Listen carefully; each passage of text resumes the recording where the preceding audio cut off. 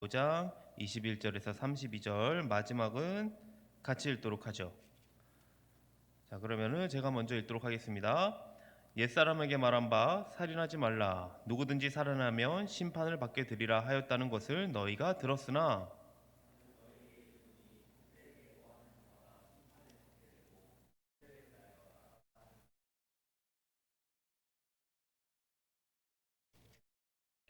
그러므로 예물을 제단에 드리려다가 거기서 내 형제에게 원망 들을 만한 일이 있는 것이 생각나거든.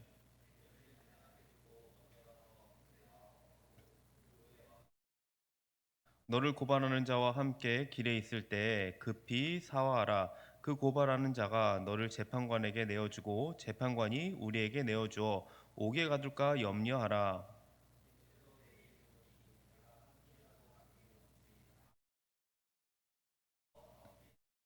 또 간음하지 말라 하였다는 것을 너희가 들었으나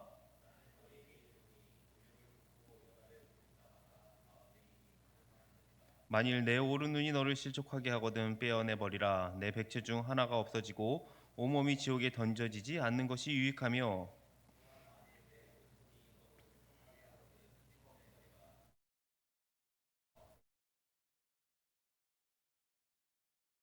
또 일렀으되 누구든지 아내를 버리려거든 이혼 증서를 줄 것이라 하였으나 나는 너에게 이르노니 누구든지 음행한 이유 없이 아내를 버리면 이는 그로 간음하게 함이요 또 누구든지 버림받은 여자에게 장가드는 자도 간음함이니라. 아멘.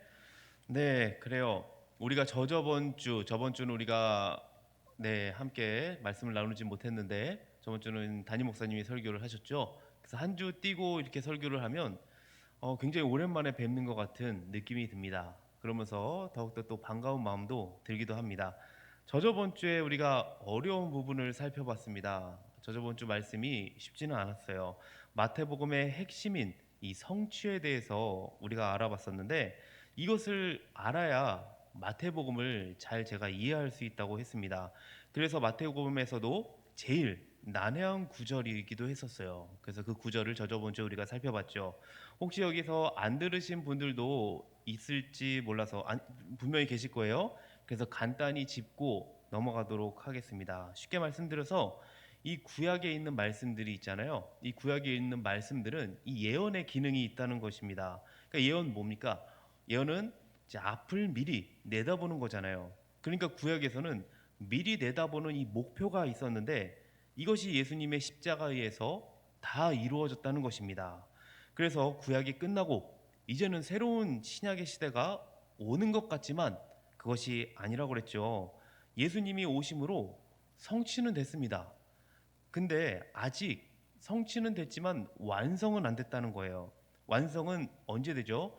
예수님의 재림 때 완성이 됩니다. 그래서 우리는 이것을 이미와 아직으로 구분을 했습니다. 하나님 나라는 예수님이 오심으로 이미 성취됐지만 아직 완성되지 않았다. 그래서 제가 예를 들기로 제사제도, 구약에는 제사제도가 있었습니다. 이 제사제도가 이 형식들이 다 없어졌습니다. 더 이상 우리가 제사를 드리진 않아요, 지금. 근데 그 정신과 구약에 있는 그 정신과 목표를 가지고 우리는 지금 예배를 하는 것입니다. 그래서 우리가 구약을 잘 모른다. 그러면 신약을 잘 알 수 없는 거예요. 구약에서 말하는 이 정신과 목표를 알 수 없기 때문이죠. 그렇기 때문에 이 신약, 구약 한 구절 한 구절들이 버릴 것 없는 너무나 귀한 말씀이라는 것입니다. 자, 오늘 본문은 이 성취, 저번 주에 제가 성취를 한 것에 확장시키는 내용이라고 보시면 될 것 같습니다. 원래는 이 말씀이 5장 47절까지 그러니까 이어지는데 48절까지죠. 원래는 48절까지 이어지는데 다 살펴볼 수는 없을 것 같아서 제가 몇 가지만 같이 한번 나누도록 하도록 하겠습니다. 총 6가지의 교훈이 나옵니다. 6가지의 교훈이 대조를 이루고 있는 것을 볼 수 있어요. 그러니까 구약 옛 말씀과 그리고 예수님의 이제 성취된 율법이 두 가지가 이제 대조되는 패턴으로 반복되는 것을 계속 확인할 수 있을 것입니다. 그래서 첫 번째로 우리가 살펴볼 것은 살인 금지법을 우리가 한번 보도록 할 거예요. 21절, 22절을 한번 같이 읽어보도록 하죠. 살인하지 말라는 계명이 어떻게 성취되었는지 한번 같이 읽어보도록 하겠습니다. 시작. 옛사람에게 말한 바 살인하지 말라. 누구든지 살인하면 심판을 받게 되리라 하였다는 것을 너희가 들었으나 나는 너희에게 이르노니 형제에게 노하는 자마다 심판을 받게 되고 형제를 대하여 라가라 하는 자는 공회에 잡혀가게 되고 미련한 놈이라 하는 자는 지옥불에 들어가게 되리라. 무서운 말씀이긴 한데요. 네, 보시면은 대조를 이루고 있죠. 일단 옛사람에게 주어진 살인금지법은 10계명 중에 몇 계명일까요? 살인금지, 살인하지 말라. 몇 계명이죠? 자, 앞을 찾아보지 마시고 희민 형제 몇 계명입니까? 심각한 고민에 빠졌습니까? 네, 그래요. 6계명입니다. 네, 살인하지 말라는 6계명이에요. 자, 이것은 성취 이전의 시대에 하나님의 백성이 갖춰야 할 법이었죠. 그러니까 살인만 안 하면 끝. 어떤 경우 상관없습니다. 살인만 안 하면 되는 거였어요. 그런데 예수님이 어떻게 했죠? 나는 말한다라고 하면서 예수님이 말씀하시면서 이제 모세 율법이 아니라 메시아 율법, 성취된 율법을 예수님이 제시를 합니다. 자, 22절에 보면 이것을 지키는 것이 정말 쉽지 않은데 살인하지 말라는 것이 자기 형제에게 이제 화도 내지 말라는 것으로 성취되고 있는 것을 볼 수 있습니다. 거기에 더해서 형제에게 라가라 부르는 사람, 그러니까 라가가 바보거든요. 바보, 멍청이. 형제를 바보 멍청이라고 부르는 사람은 뭐라고 하죠? 지옥에 가게 된다고 합니다. 자, 여기서 형제, 자매, 남매 있는 집안 사람들, 네, 어떻습니까? 다 지옥에 가야 할까요? 네, 저도 이거는 포함이 되는 것 같은데, 저도 동생이 있지만, 바보라고 한 것 같습니다. 자, 예수님이 구약에 살인하지 말라는 규정을 오히려 더 어렵게 바꿔놓고 있습니다. 그럼 도대체 이것을 어떻게 지키라는 겁니까? 어떻게 지키라는 거죠? 그런데 이것의 궁극적인 목표는 화를 내지 말라는 것입니다. 그러니까 마음속에 있는 이 분노의 문제를 삼고 있는 거예요. 저 뉴스를 찾아봤어요. 그러니까 살인할 때 일반적으로는 이 분노가 일어나서 살인을 하게 된다고 합니다. 근데 요즘은 뭐 분노가 일어난 살인보다는 재미로 죽이는 사람도 있는 것 같아요. 자, 그런 사람들은 우리가 뭐 사람 취급을 하지 말고 좀 논의 대상으로 여기고 대개는 마음의 분노가 일어나고 그것이 행동으로 이어지게 됩니다. 자, 이 분노가 근원적인 이유인 거예요. 따라서 예수님은 이 근원적인 이유를 해결하라고 말씀하신 겁니다. 예수님이 오시고 이제 성취 시대로 오면서 살인뿐만 아니라 이 사람의 마음인 분노까지 이 문제를 더하고 있습니다. 자, 구약에는 마음의 분노가 일어나는 것을 아까 문제 삼지 않는다고 했죠. 그런데 성취 시대에는 이 살인하지 말라는 근원의 문제인 분노까지 확장되고 있는 것을 볼 수 있습니다. 오히려 어떤가요? 훨씬 더 어려워진 겁니다. 자, 여러분 중에 욕을 안 하는 사람이 있을까요? 욕을 안 하는 사람. 여기 청년들을 보니까 네, 안 하는 사람도 있을 것 같기는 합니다. 그러면 저는 욕을 할까요? 안 할까요? 저는 욕을 할까요? 안 할까요? 저는 원래 어렸을 때 욕을 잘 하지 못했습니다. 그래서 어렸을 때 욕을 잘하는 사람을 보면 그게 그렇게 부러웠어요. 욕 잘하는 사람이 왜 이렇게 부러운지 모르겠습니다. 그래서 일부러 제가 욕을 연습한 적도 있었습니다. 어렸을 때는. 물론 지금 그렇지는 않습니다. 자, 아주 가끔, 정말 가끔 화가 나는 일이 이렇게 극에 달았을 때 저도 모를 때 정말 가끔 나올 때 있는 것 같기는 해요. 자, 이처럼 화를 내면 나타나는 것이 욕인 것 같습니다. 때문에 예수님이 이 욕을 말씀하고 계십니다. 그 당시 욕은 이 두 가지로 나눠집니다. 정말 심한 욕, 가볍게 여기는 욕, 사사로운 욕이 있어요. 자, 오늘 본문에 나온 이 라가는 어떤 욕일까요? 정말 심한 욕은 아니죠. 사사로운 욕인 거예요. 왜냐하면은 뭐 바보, 멍청이, 뭐 이 정도의 미련하다 그런 욕이니까요. 가벼운 욕입니다. 그런데 예수님이 여기서 라가를 썼단 말이에요. 그러면은 제자는 이 사소한 욕까지도 문제가 된다는 것입니다. 자, 여기서 말하는 이 살인하지 말라는 계명의 궁극적인 목표는 뭔가요? 마음에 화도 내지 말라는 것을 말합니다. 그런데 우리가 이 마음의 화를 다스리냐 이거예요. 갑자기 화가 나는 걸 어떻게 합니까? 화가 나서 좀 욕을 하는 건 좀 참을 수 있어요. 그렇죠? 화가 나는 건 뭐 그렇다 쳐고 욕은 참을 수 있단 말이에요. 근데 마음의 화까지는 우리가 잘 다스리지 못하잖아요. 자, 그러면은 화를 내고 욕을 하면 지옥을 간다는데 지옥에 가라는 말씀입니까?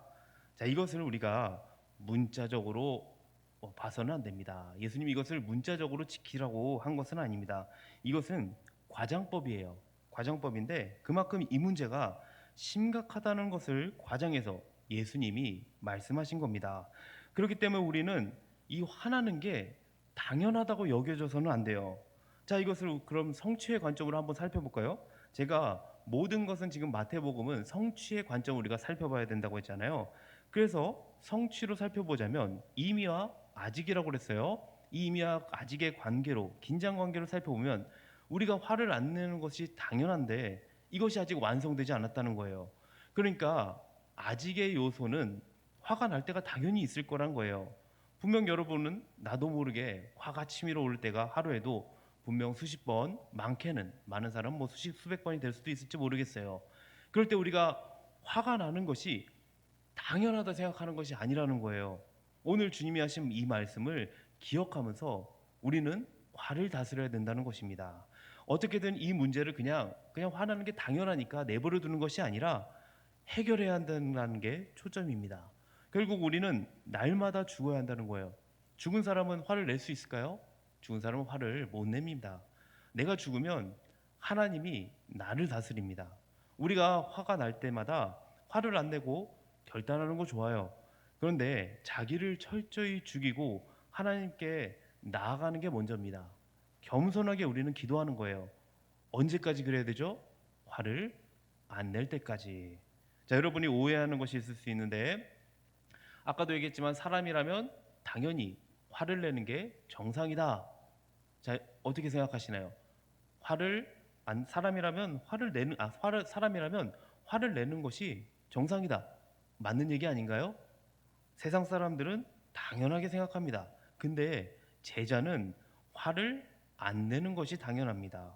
화를 그리고 안 내고 살 수 있어요. 왜냐하면 하나님의 통치가 임하기 때문입니다.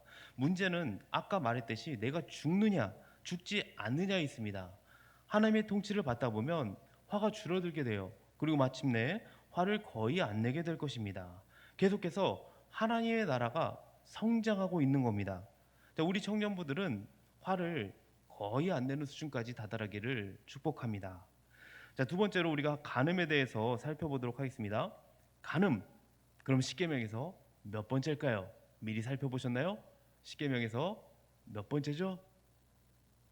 다음 7계명입니다. 네, 그래요. 7계명. 자, 이 문제도 마찬가지로 어떻게 성취되었는지 의미를 한번 살펴보도록 하겠습니다. 27절, 28절을 함께 읽어보도록 하겠습니다.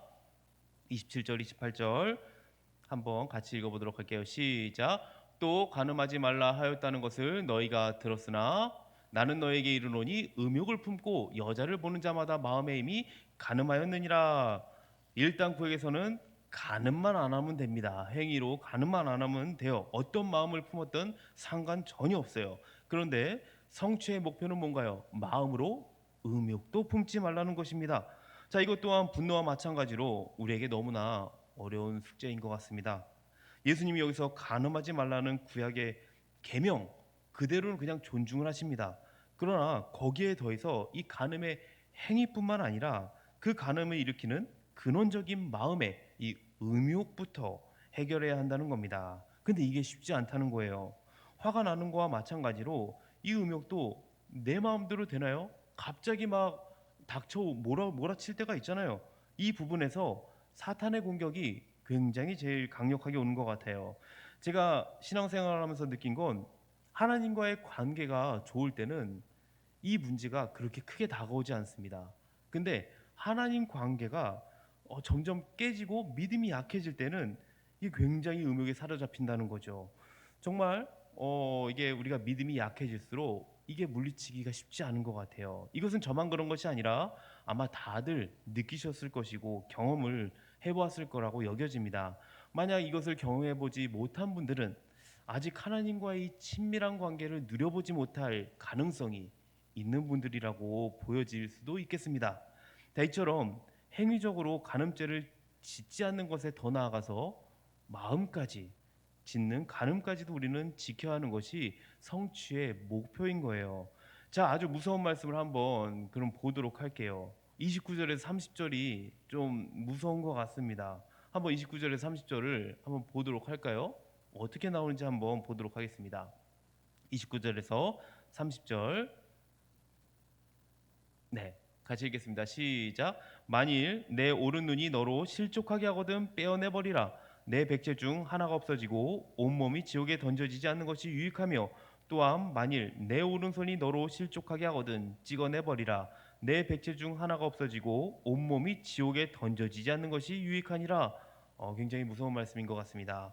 자, 이전까지는 너희라는 일반적인 교훈을 말씀하셨다면, 여기서부터는 이제 단수인 너가 사용이 됩니다.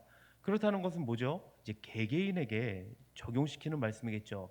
자, 우리가 이것을 문자적으로 정의한다면 여기서 아마 정상인 사람이 없을 것 같습니다. 저는 지금 여기서 장님일 것 같고요.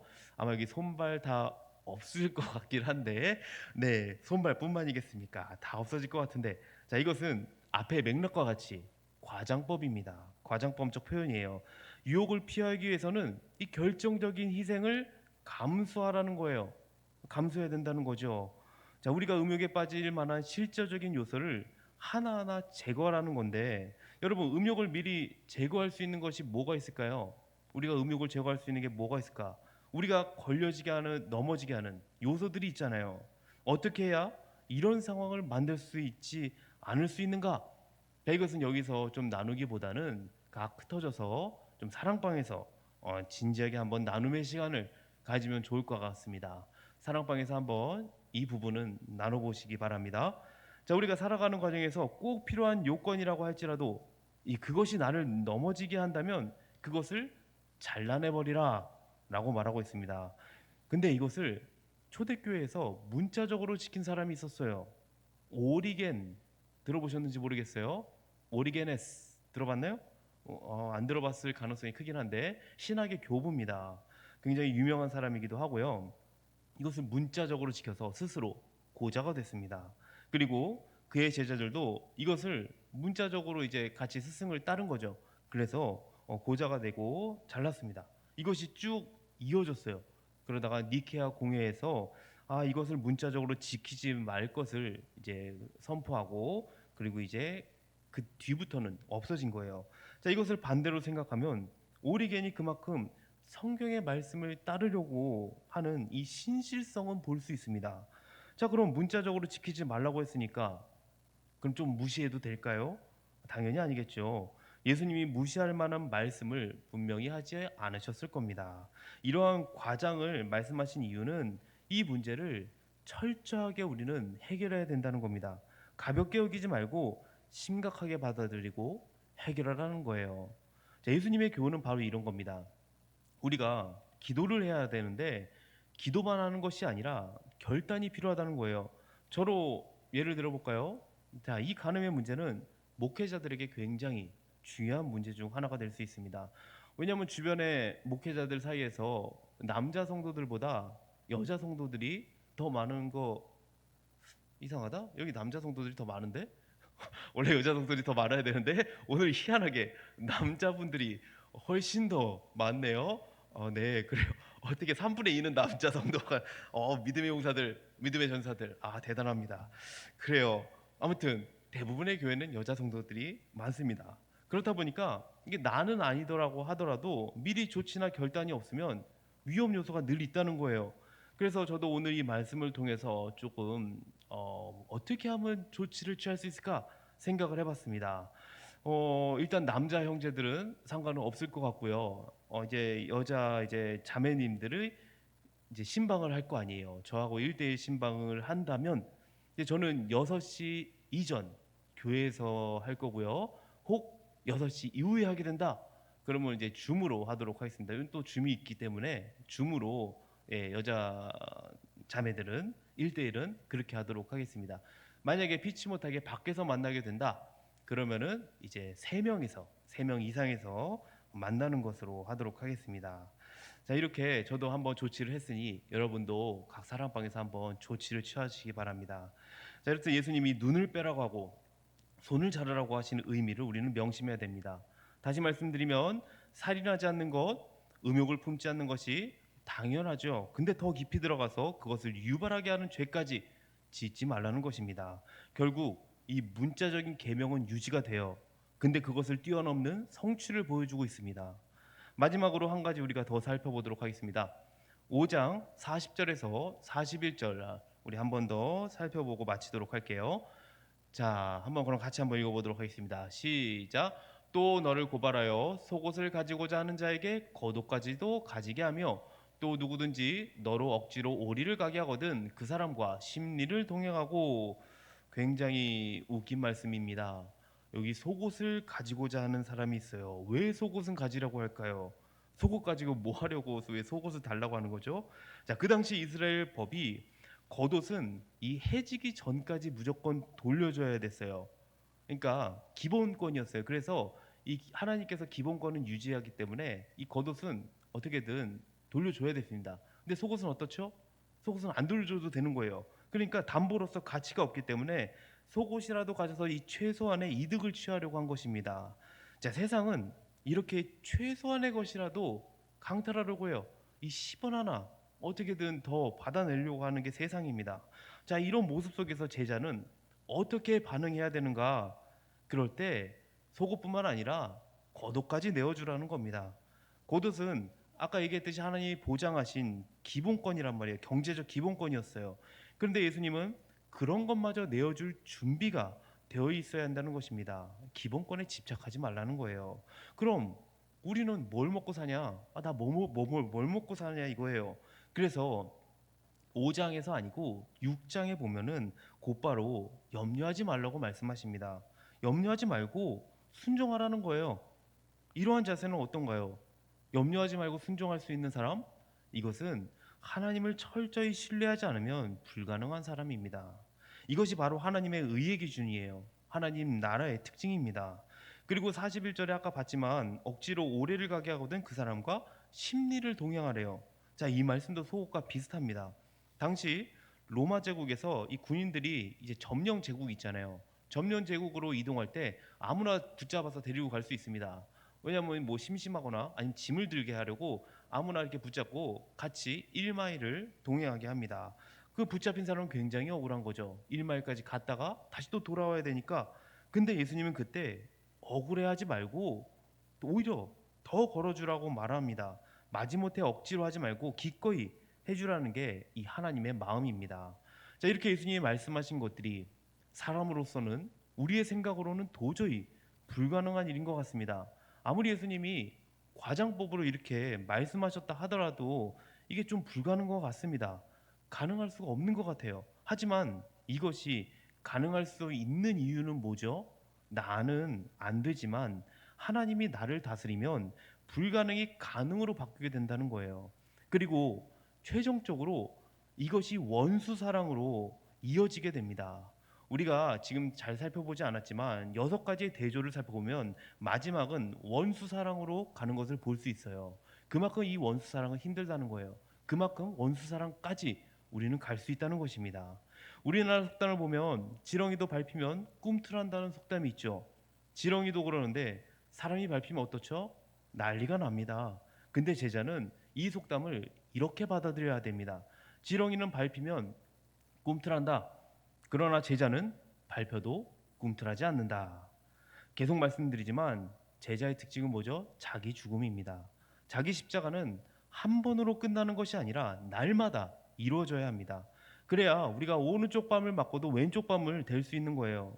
이렇게 할 수 있는 것은 내가 얼마나 훈련되어 있느냐, 내가 얼마나 잘 믿음으로 잘 갖춰져 있느냐 문제가 아니에요. 여러분 제자 양육을 통해서 뭐 지식이 늘어날 수 있어요. 뭐 믿음이 자랄 수 있습니다. 하지만 이 문제는 나를 부인하고 나를 죽이지 않으면 할 수 없는 일들입니다.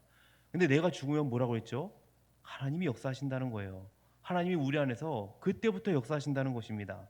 그래서 우리는 이것을 위해서 날마다 기도하고 하나님과의 은혜의 관계 안에서 우리는 거해야 한다는 것입니다. 그럴 때 나타나는 것이 성령의 열매로 나타나게 될 것입니다. 자, 마지막 최종 결론은 48절에 나오고 있습니다. 48절 한번 읽어봐야겠네요. 48절 한번 같이 읽어보겠습니다. 시작. 그러므로 하늘에 계신 너희 아버지의 온전하신 것 같이 너희도 온전하라. 자, 여기서 온전하다, 완전하다라고 말씀드릴 수 있을 것 같습니다. 오늘 우리가 나눈 화를 내지 마라, 음욕도 품지 마라, 그리고 보복하지 마라, 원수사랑 등 이러한 윤리들은 하나님의 완전한 성품을 우리 삶에서 드러내 보이는 것입니다. 문제는 그 완전이 아직 완성되지 않았다는 거죠. 우리는 완전하지만 완성되지 않았다. 예수님의 재림 때가 이 하나님의 성품 그대로 우리가 이루게 되는 완성의 시점인 것입니다. 이처럼 우리의 완전이 아직 완성되지 않았기 때문에 어떻게 해야 됩니까? 우리는 기도해야 되는 겁니다. 날마다 우리는 기도해야 되는 것입니다. 예수님이 오시는 그날까지 우리는 완성을 향해서 나아가는 것입니다. 많은 사람들이 상상 설교를 듣습니다. 그러면서 들으면서 하는 생각이, 아니 이것을 어떻게 지키라고 하는 거야? 라고 생각을 하면서 불가능하다고 생각하고 포기를 합니다. 하지만 이것은 하나님 나라의 이 원리를 모르기 때문입니다. 불가능해 보이지만 이것이 생명의 길이고 이것이 사는 길입니다. 예수님은 그러한 삶의 열매를 드러내 보여야 한다고 계속해서 말씀하고 계시는 거예요. 여러분, 이것이 쉬운 길인가요? 절대 쉽지 않은 길입니다. 아주 좁은 길이고 험난한 길이에요. 그래서 찾는 자가 적고 많지 않다고 얘기하고 있습니다. 우리가 믿음으로 살아가는 삶은 세상의 대세를 따라가는 것이 아니에요. 세상의 대세는 뭐죠? 넓은 길입니다. 저도 살다 보면은 넓은 길을 가고 싶을 때가 너무나도 많습니다. 저라고 왜 좁은 길만 가고 싶겠습니까? 넓은 거, 좋은 거 하고 싶습니다. 하지만 믿음의 삶은 좁은 길을 가는 거예요. 세상 사람들은 우리를 보고 왜 그렇게 사냐고, 그냥 교회만 나가서 예배하면 되지 않냐, 교회 예배 좋아, 예배하고 너와 예배만 열심히 드려, 괜찮아, 근데 왜 그렇게까지 해야 되냐라고 하면서 더 거기서 믿음의 삶을 살려고 하면은 바보라고 합니다. 그리고 지적을 합니다. 근데 우리는 주님 가신 그 길을 날마다 십자가 지고 따라가는 거예요. 아무리 어렵고 힘들지라도 주님이 함께 하시죠? 그러면 우리는 기쁨이 넘칠 것입니다. 그리고 우리가 불가능해 보이는 것들도 주님이 함께 하신다면 가능케 된다는 것입니다. 그리고 여러분이 이렇게 살아갈 수 있도록 정말 믿음의 일꾼들이 다 됐으면 좋겠습니다. 그렇게 믿음으로 하루하루 살아갈 때, 기도로 여러분이 안 될 때마다 기도로 준비하시고 기도로 살아갈 때에 주님이 분명히 힘주실 것입니다. 이것을 믿으면서 우리가 함께 찬양하고 기도하며 나가도록 하겠습니다. 오늘 찬양을 주님 다시 오실 때까지 찬양을 할 건데, 우리가 주님 다시 오실 때까지, 그때까지 우리는 날마다 죽는 거예요. 날마다 나는 없고 오직 예수만 내 안에서 사시는 것을 우리가 계속 경험하면서 사는 겁니다. 한 번으로 끝나는 것이 아니에요. 지금 단번에 한 번에 끝났다고 이게 끝이 아닙니다. 매일이에요. 매일 날마다 우리는 가는 겁니다. 주님 오실 그때까지, 여러분 죽는 그날까지 가는 겁니다. 이것을 여러분 잊지 말고 우리 같이 찬양하고 우리 함께 기도하며 도와달라고 기도하면서 나갔으면 좋겠습니다. 우리 같이 찬양할게요. 주님 다시 오실 때까지 나는 이 길을 가리라.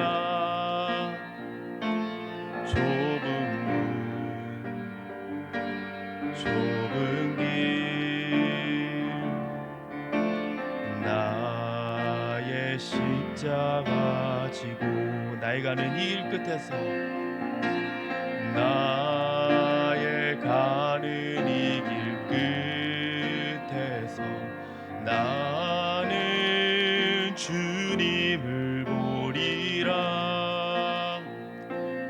영광의 내 주님 나를 맞아주시리. 주님 다시 오실 때까지 나는 일어나 달려가리라. 주의 영광 온 땅 덮을 때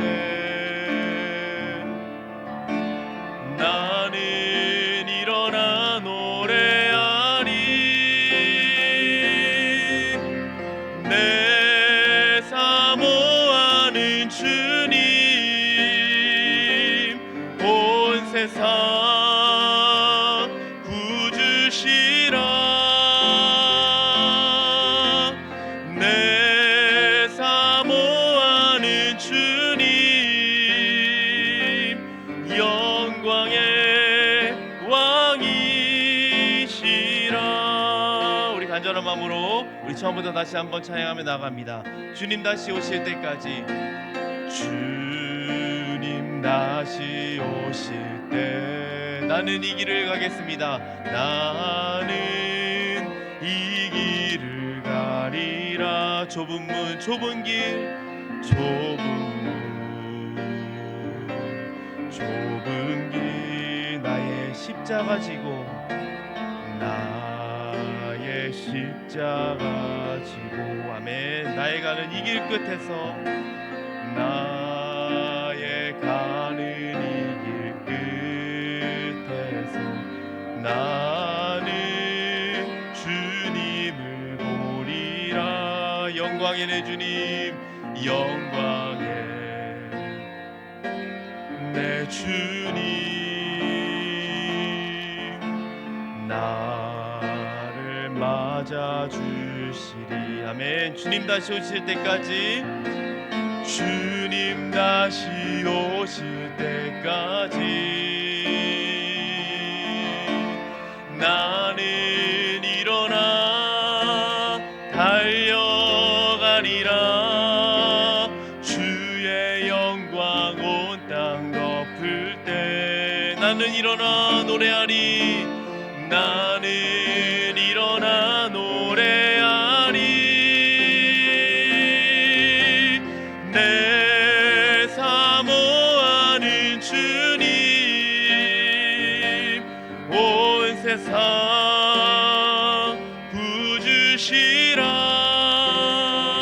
부주시라.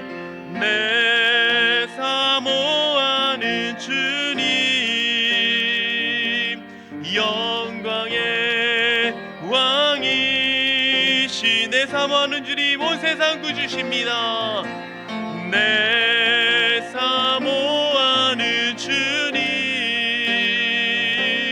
온 세상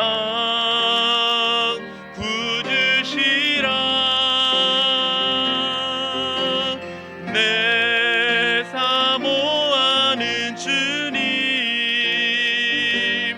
영광의 왕이시라. 영광의 왕이시라. 영광의 왕이시라. 영광의 왕이시라. 영광의 왕이시라. 아멘. 그 왕 되신 주님을 우리가 찬양합니다.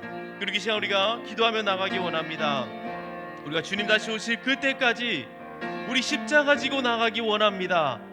주님 오실 그때까지 우리가 제자의 삶을 살기 원합니다.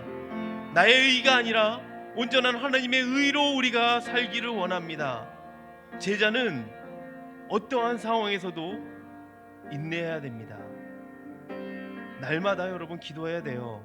하나님 은혜의 관계 안에 날마다 거해야 됩니다. 그러기 위해서 여러분 말씀이 있어야 되고요, 기도가 필요합니다. 여러분 이 시간 우리가 결단했으면 좋겠어요. 기도하고 결단하고 지금 당장 바로 시작하는 겁니다. 여러분 기도하더라도 내일 되면 다 까먹습니까? 안 돼요. 여러분 기도하시고 결단하시고 바로 당장 시작하는 겁니다. 여러분이 끝까지 그렇게 주님 앞에 나아가시기 바랍니다. 어떠한 상황 가운데서도 주님이 함께 하시면 우리가 기억하시면서 주님이 도와주실 거예요. 한번 실패했으니까 괜찮습니까? 다시 시작하세요. 다시 시작하고 실패하면 또 하시면 돼요. 계속 하시면 됩니다. 분명 주님이 함께 하시고 도와주실 거예요. 믿음으로 끝까지 우리는 가는 겁니다. 언제까지? 될 때까지. 화를 안 낼 때까지. 언제까지? 계속. 주님 오실 그때까지 우리는 계속해서 나아가는 것입니다. 여러분 이것을 잊지 말고 오늘도 다시 한번 주님 앞에 나아갑시다.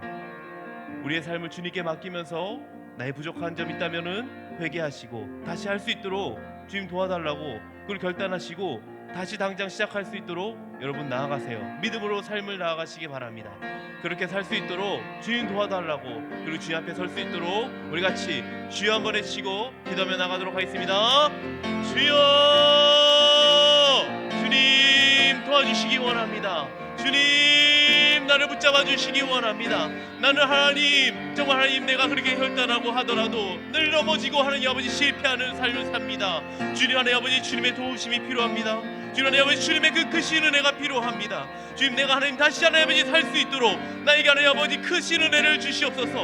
완고한 마음이 들지 않기 원합니다. 강팍한 마음으로 주님의 말씀이 내가 하나님 아버지 들어가지 않는 마음이 아니라 주님의 말씀이 내 안에 들어왔을 때에 정말 하나님 그 말씀대로 내가 살아갈 수 있도록 주여 나를 붙잡고 인도하여 주시옵소서. 내가 주님 하나님 아버지 그 주님의 온전하심에 거할 수 있도록, 주님의 완전하심에 내가 거할 수 있도록 주여 인도하여 주시기 원합니다. 아직 하나님 아버지 우리가 완전하지만 완성이 되지 않았습니다. 우리는 하나님 아버지 완성을 향해 나아가는 것입니다. 주님 하나님 아버지 끝까지 하나님 아버지가 기도하면서 주님 오시는 그날까지 주님 붙잡고 나가기를 소망합니다. 말씀으로 내가 살아가기를 소망합니다. 주님 하나님 아버지 늘 주님과 하나님이 교제하면서 기도하면서 주님께 묻고 하나님 아버지 나아가기를 원합니다. 주님 하나님 아버지 이 길이 쉬운 길입니까? 어렵습니다. 좁은 길이고 하나님 아버지 환난이 찾아오고 세상 사람들은 지적하고 욕하고 하나님 우리를 바보라고 할지 모르겠지만 우리는 하나님 아버지 믿음으로 살아가는 것입니다. 세상을 따라가는 것이 아니라 정말 주님 주신 하나님 아버지 그 길을 가는 것입니다. 주님 십자가 길을 가는 것입니다. 날마다 주님 십자가 지고 살아갈 수 있도록 우리를 붙잡아 주시옵소서. 믿음의 삶을 살 수 있도록 좁은 길을 가게 하여 주시옵소서. 주께서 하나님 아버지 우리를 붙잡아 주실 줄 믿습니다. 은혜의 하나님 아버지 삶이 될 수 있도록 주여 우리를 끝까지 붙잡아 주시고 놓지 말아 주시옵소서. 정말 이 자리를 하나님 아버지 기억하게 하여 주시고 이 자리에 나와 주님을 찬양하며 주님을 예배하며 나아갈 때에 주님의 아버지여 우리의 마음이 열리고 주님을 맞이하며 주님의 하나님 아버지여 이 자리 가운데 구원의 역사들이 일어날 수 있도록 주여 인도하여 주시옵소서. 정말 이 자리에 나와서 예배드릴 때에 우리의 마음이 뜨겁게 하여 주시옵시고 주님을 하나님 아버지 찬양하며 기도하며 주님의 말씀이 들려질 수 있도록, 그래서 하나님 아버지 우리의 나의 삶이 변화되며 하나님 앞에 하나님 아버지 삶으로 살아갈 수 있도록 우리를 붙잡아 주시옵소서. 이 청년부가 더욱더 하나님 아버지 뜨거워지며 하나님 이 청년부가 주님의 말씀으로 살아나며 우리 하나님 아버지 청년부가 더욱더 하나님 아버지 주님 오실 그때까지 하나님 아버지 주님의 길을 갈 수 있도록 인도하여 주시옵소서. 주께서 하나님 아버지 붙잡아 주실 줄 믿습니다. 은혜의 길을 이끌어 주실 줄 믿습니다. 할렐루야. 하나님 아버지 감사합니다. 오늘도 우리를 붙잡아 주시고 어떠한 어려운 상황 가운데서도 우리를 이끌어 주셔서 이 자리에 주님을 예배하며 나아갈 수 있는 그 크신 은혜를 주심을 감사를 드립니다. 주님, 우리가 주님의 길을 가기 원합니다. 좁은 길을 가기 원합니다. 세상은 넓은 길이고 우리를 세상의 길로 이끕니다. 하지만 우리는 그 주님의 길을 갈 수 있도록 주여 우리를 끝까지 붙잡아 주시고 인도하여 주시옵소서. 주님 말씀이 우리 안에 들어가게 하여 주시옵소서. 그 말씀이 튕겨져 나가지 않게 하여 주시고 그 말씀을 들을 수 있는 겸손한 마음을 더하여 주시고 또 그 마음을 통해서 또 은혜 받은 대로 우리가 삶에서 그 은혜를 누리며 하나님의 나라를 확장해 나갈 수 있는 우리 청년부 되게 하여 주시옵소서. 주님께서 하나님 우리 청년부 한 사람 한 사람 사랑하신 줄 압니다. 사랑의 마음 더하여 주시고 끝까지 주님 사랑하는 마음 갖고 주님 오신 그날까지 정말 믿음의 삶을 살아갈 수 있도록 우리 청년들 한 명 한 명 붙잡아 주시옵소서. 감사드리며 예수님 이름으로 기도합니다. 아멘.